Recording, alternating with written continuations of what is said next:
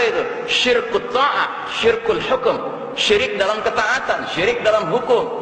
Yaitu orang mentaati pihak selain Allah, padahal orang itu tidak mengajak kita ke Allah. Ini syirik.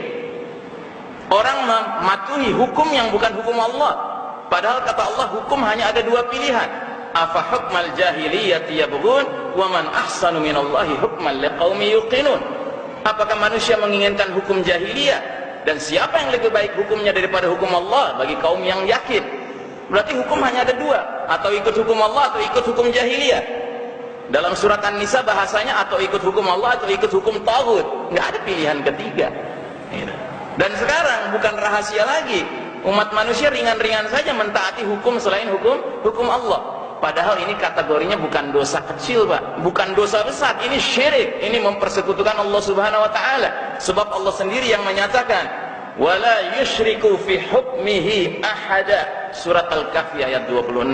Allah menyatakan, dan Allah tidak mempunyai sekutu, partner, associate di dalam menetapkan hukum. Nggak ada. Allah nggak memerlukan partner, associate, pendamping, pendukung, asisten untuk merumuskan hukum, nggak ada. Allah lah yang berhak menetapkan hukum. Inil hukmu illa lillah. Surat Al-Maidah, Al-An'am ayat 57. Kata Allah, sesungguhnya hak menetapkan hukum hanyalah milik Allah Subhanahu wa taala. Tetapi dalam sistem kepemimpinan dunia sekarang, sistem hukum dunia sekarang, bukan rahasia lagi manusia menjadi penyusun hukum. Ya, sehingga halal haram bisa berubah. Dulu haram homoseksual, laki-laki nikah dengan sesama laki-laki. Tetapi ketika sudah banyak mereka yang mendukung gagasan ini dan mereka bisa memperjuangkannya di tempat yang namanya tempat legislatif itu, maka suatu ketika dia akan menjadi halal, sebagaimana yang terjadi di Amerika sekarang ya. Makanya saya sering mengatakan, kita di Indonesia ini sebenarnya dibodoh-bodohin dengan istilah yang canggih-canggih. Coba Anda tanya sama tukang ojek, Bang, Alek apaan sih? Pasti nggak ngerti dia. Anda tanya tukang ojek, Alek, Anda tahu nggak Alek artinya apa? Dia nggak ngerti. Akhirnya kita jelaskan, Bang, Alek itu kepanjangan anggota legislatif. Nah, kita tanya lagi sama dia, ente ngerti nggak anggota legislatif apa? Nggak ngerti dia. Iya. Dan mungkin banyak orang nggak ngerti, Pak. Kalau ditanya anggota legislatif apa, dia bilangnya wakil rakyat. Wakil rakyat yang memperjuangkan aspirasi rakyat. Tidak. Kalau di Amerika istilahnya lebih mudah difahami. Kenapa? Karena di Amerika jelas-jelas anggota parlemen julukannya lawmaker, pembuat hukum. Memang itu pekerjaan utamanya, Pak, bikin hukum.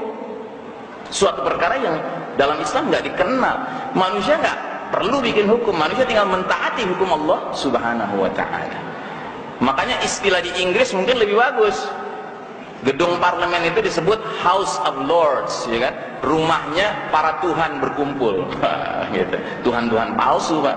Ya kan? Ittakhadhu ahbarahum wa ruhbanahum arbaban min dunillah. Begitu bahasa Al-Qur'annya. Mereka orang-orang Nasrani menjadikan orang-orang alim mereka, ahli ibadah mereka sebagai tuhan-tuhan selain Allah. Dan ketika Adi bin Hatim radhiyallahu an, sahabat mantan Nasrani, mendengar ayat ini dibacakan, dia protes, ya Rasulullah, kaum Nasrani nggak ada ibadah sama para pendetanya. Gitu. Terus kata Nabi SAW, bukankah jika pendeta Nasrani menghalalkan yang diharamkan Allah, lalu kaum Nasrani semuanya mentaati pendeta itu, ikut menghalalkan yang diharamkan Allah? Kata Adi bin Hatim, iya. Bukankah jika pendeta mengharamkan yang dihalalkan Allah, lalu kaum Nasrani rame-rame mengharamkan yang dihalalkan Allah, mengikuti pendeta itu?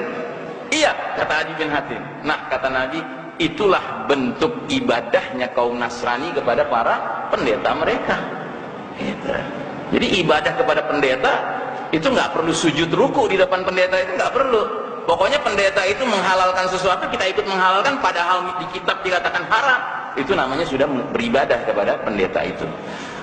Nah, kalau dalam realitas dunia kita, kaum muslimin, kalau ada seorang ustadz atau dikenal ustadz di tengah masyarakat tiba-tiba bilang jilbab tidak wajib, padahal dalam Al-Quran wajib, ya kan?